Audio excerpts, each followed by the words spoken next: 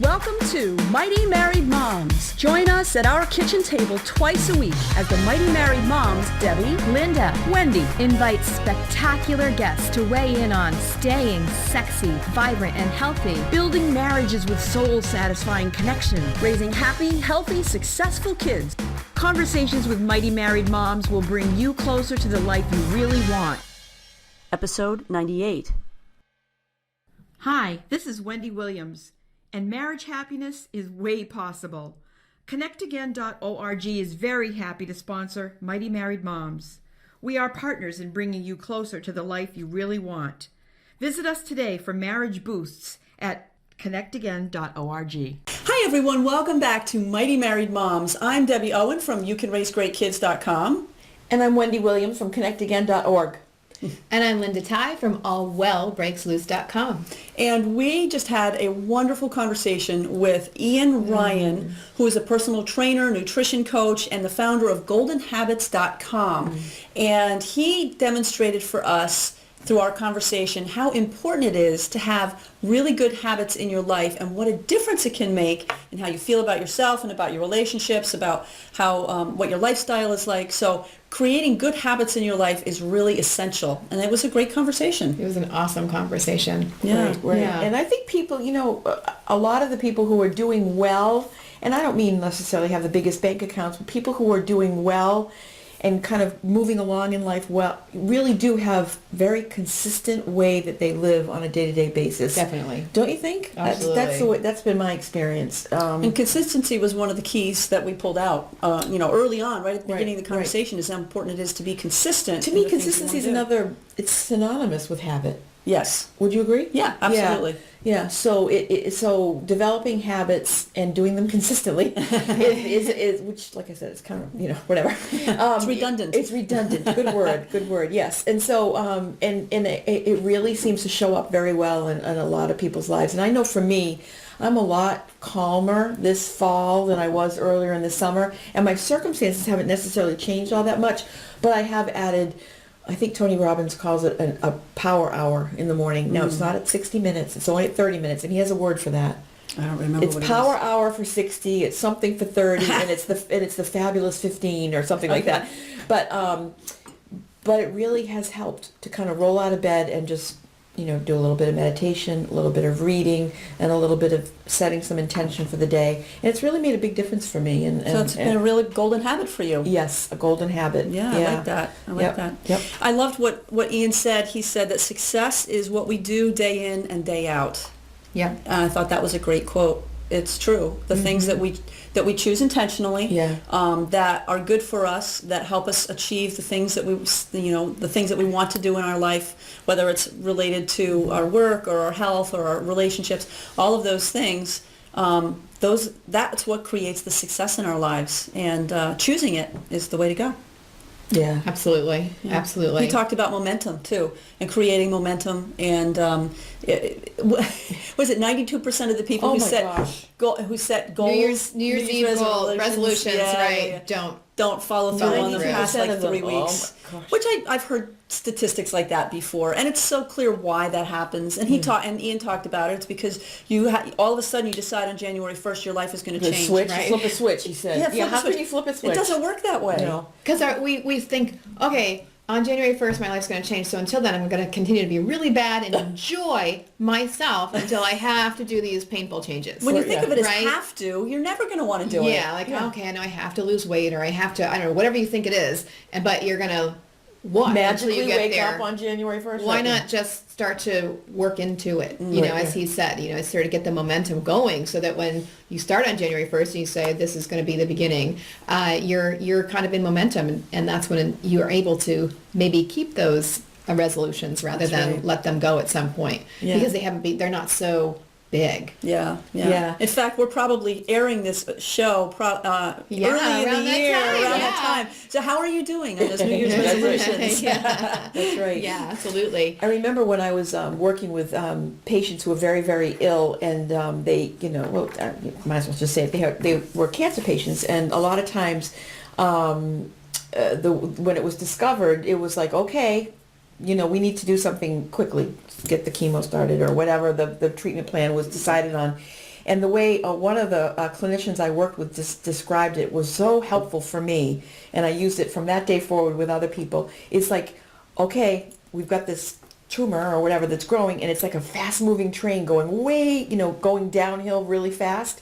It takes a while to apply the brakes and slow the train down. And if we want to get the train to a safe stop and then crank it and put it in reverse and put it back, that's a long process. You can't just go, January 1st, stop the train and go in reverse. It's not going to, will just, everybody will fly forward. Every space will be smashed in the front, right? So doesn't it make sense to kind of go, I would really like to make a difference in 2016. I'm just going to slow things down. I'm going to, and reroute kind of thing. Yeah. So it makes good sense to me. It's a nice analogy. It's a good analogy. Very good analogy.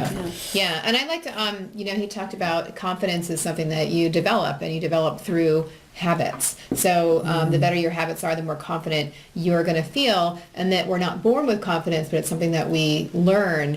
It just was making me think, as after we talked to him about, when you're born, you also don't have the fears, right? You're kind of really born divine, right? You're divine, your joy, everything is, you're in your bliss, right? Yeah, and then until you have a wet diaper. yeah, until you have a wet diaper. But, then some woman comes along, or man, and takes care of you. And you're like, I'm back to my bliss. I'm back to my bliss. All's Maybe good. I'll just do that again. So easy. But then, right, in early childhood is when we start to have that conscience, the consciousness sort of takes over, and then we start to develop the fears and doubts. So maybe confidence and building confidence is a way to get back to the divine, right? And you want to have those good habits so you can create that confidence to get back in tune with your divine. Yeah, I like that. That's I like that a lot. All right, Linda, go for it. I like it a lot, actually. That's really good. Ian, you've inspired us greatly. But yeah, I think you're absolutely true. You're absolutely right. And the other thing is, in terms of, we talked about mindset and limiting beliefs as well, and those are all playing into the whole confidence factor too. And if you have these voices in your head, these thoughts that keep recurring, even if they're kind of subconscious, if you're not even fully aware of them, those are the things that are going to bring your confidence level down. Yeah, they're going to undermine you. And so to create the kind of life that you want, you got to go all the way back to your thoughts. What are you thinking? And listen to that voice in your head. So often we don't even listen to it. Yeah. It just is constantly going like this. And listen, stop and listen to the voice in your head. What are you saying to yourself? And if you don't like what you hear, then start to change the story. Start changing. Or challenge those thoughts. Like, well, what do you mean you're never going to be successful at this? Is that true? Why are you different than anybody else? Right. What do you mean nobody likes you? Right. Or what do you mean that nobody's going to like what you have to say? Or that you're too fat. Too fat for what? What are you talking about? Yeah. I always say to friends, women or whatever, and particularly women, is that if you were to open up your mind and listen to your own conversations, and you thought that another woman, say your daughter, your sister, your mom, your best friend, had those same sort of thoughts, you'd be ready to fight. Like, stop talking to my Debbie like that or whatever. Stop talking to my Linda like that. We would be really upset at the negativity that we think that other people are harboring.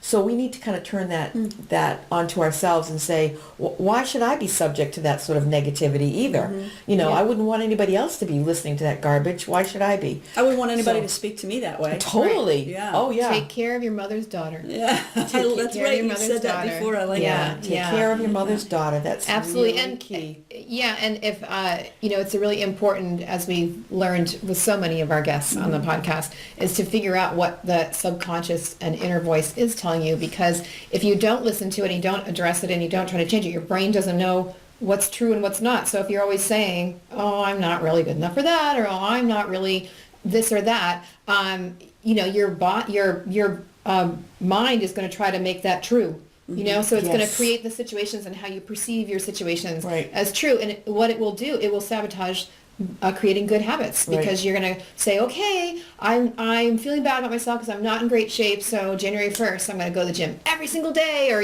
whatever you do. And all those negative thoughts, all those negative, your subconscious, as we know, is a million times more powerful, however many more times powerful than your conscious mind. So it's just going to pull you back and go, wait a minute. you're not in shape and you're not capable of getting in shape. So Forget then it. forget Right, it. right. And then that's the morning you wake up and go, I don't feel like it. Right, yeah. I'm And then not doing if you it. let yeah. yourself do that, then the next morning you go, I don't feel like it again, you know. And then it just kind of Once you break the cycle, you forget it. Yeah. In fact, know. one of my mentors, John Asraf, used to tell us the habit itself is more important than the intensity.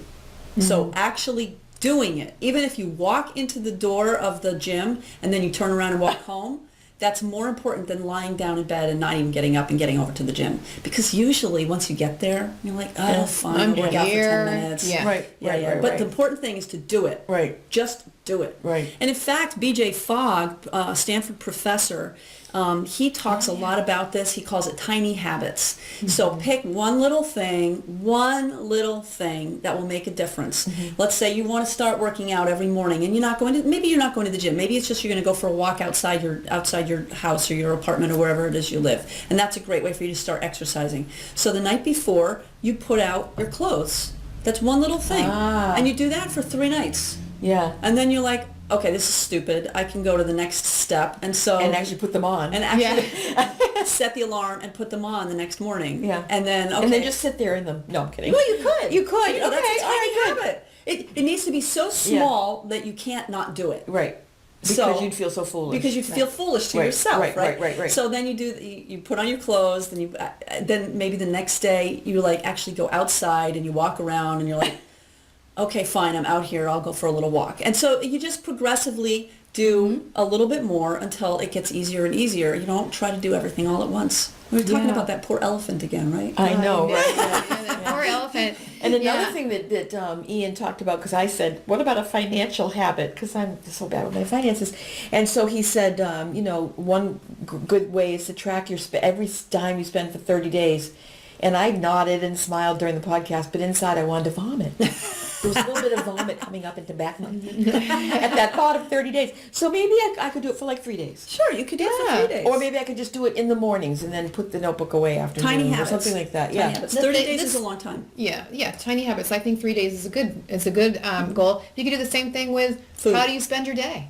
Oh yeah, how you spend your day, What the food you eat. time, The what time. food you eat. Yep. Write down, what have I done? What am I doing every single minute of every day for 3 days? And see how do you actually spend your time. And it's amazing, you realize I do have time to fit in some exercise. I do have time to fit in cooking some more food and not eating, the junk. packaged meals and the junk. I really do. I could squeeze it in because I just spent 4 hours on Facebook and I really didn't need to. And you might not, well, it's 4 hours is extreme, but even if you spend an hour, I think people do it. It's possible. You see your friends and their green buttons all the time, right? Their little green dots, I should say.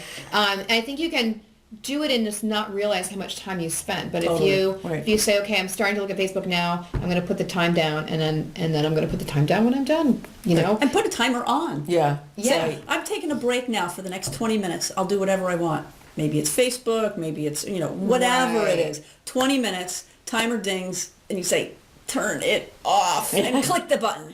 Yeah. And so that's a really great way. I do that. I'm some days more successful at it than other days. Yeah. Building in 20-minute good. That's a breaks. good- Yeah, that's a good idea. I think the habit stacking Yes. that we've talked about before. I think the Yes. habit stacking is a great idea. And I was just talking with a friend of mine, an amazing nutritionist, Debbie Waldeck, who is going to be a future guest of ours on the podcast. So you want to listen to her podcast when it comes out. But she talked about, when you go to the bathroom, you're all done, redress, but do like 5 squats. Yep. 5 squats right there. Sit down on the toilet, stand back up, sit down, stand back up.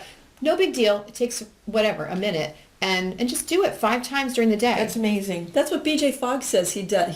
He it's a trigger actually. So he takes the trigger of going to the bathroom every time I don't know if he still does, but at one point he would use the trigger of, I have to go to the bathroom, and then he'd come out and he'd do a push-up. And then the next day he would do 2 push-ups. And the next day he would do 3 push-ups. Yeah. So by the end of a week, every time he was going to the bathroom, he was doing 7 push-ups every single time. How many times do you go to the bathroom? Let's say 4 or 5 times, 5 times a day, times 7. So you're doing a bunch of push-ups during the course of the day. Yeah. I mean, so that's called using a trigger. Yeah. And then the habit They hate it when I do that at Target. They really do. That's That's true. Yeah. I'm sure I want to do that. Yeah, So, can you imagine? that would be cool. Squats you could do though. Squats you could do. Squats I could do, yeah, Squats right, you do. right. But it's you can fit little things in. It doesn't take any extra time out of your day, really. And by the end of the day, you could be doing 30 push-ups, 30 squats, whatever it is, and you're going to get stronger. You're going to get stronger. Little by little, Right. you will get stronger. You don't need the gym. You know, Yeah. it doesn't So- have to be that I can only work out if I go to the gym. That's So right. I think the key issue here is you can choose what you want to put into your life, and you can find ways to make it happen Right. by using tiny habits and being intentional. Yeah. You want to hear a habit I was doing a while ago, and I haven't done it in a while, is I would take 2 giant gallons of milk, so 4 gallons of milk, right, in each hand. They weren't milk, they were cartons with water at this point. Yep, so you But put 2 in each hand. yeah, but I live on a little bit of an incline here up to the school, so I would walk up to the school with those 4 things and hold my arms up as opposed to down. I held them up like this. I was like at the top of the hill going, oh my gosh. And then on the way down, I would hold them down. And I did that like 3 or 4 times a day for days and days and days. And I wanted to do it for the rest of my life. Of course, it was a habit that didn't stick. But so like you're right, you don't have to spend $1 million on a gym. Right. There's Yeah. really interesting ways. And when I take the groceries out of I ask them to put it in plastic because I recycle it. But I'll often come out of the car and do this on my way into the house. Up and down. Yeah, lifting. So Well, and then our guest, Donovan Green, and we should have Yeah. a link to Donovan's Absolutely. On the show podcast notes, here yeah. too. But Donovan couch Green, workouts.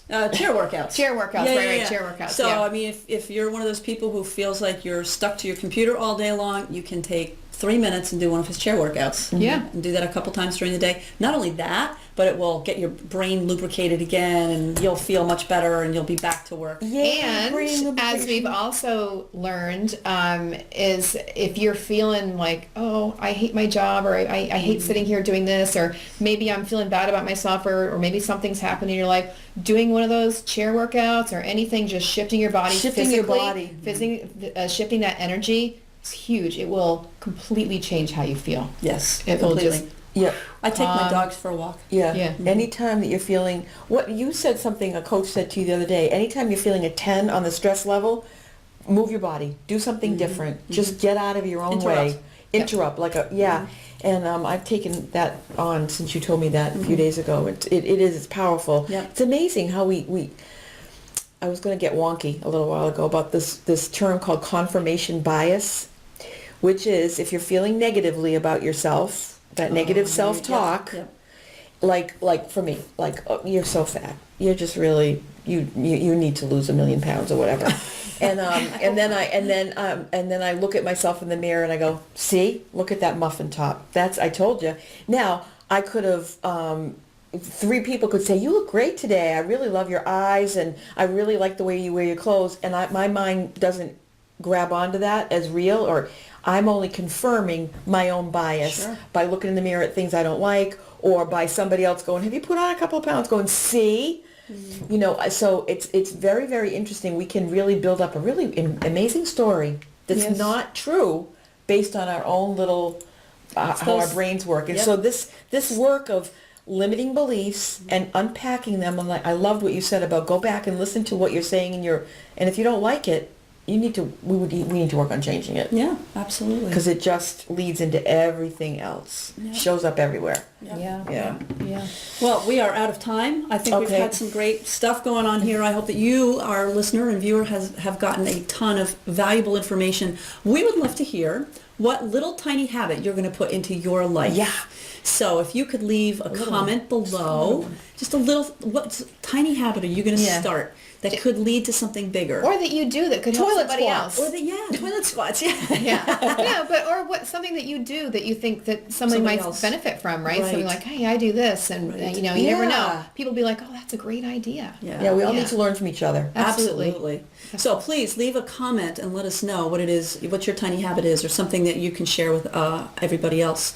And that's it for today. We hope that you will please leave us a rating and review and subscribe. We would love to have you subscribe and share this with your family and friends. If you've gotten any value out of this at all, that's what we ask of you. So we love having you here with us. We'd love to hear from you. Please don't hesitate to contact us and leave us comments. And we will see you next time. This is the Mighty Married Mom saying ciao. Ciao.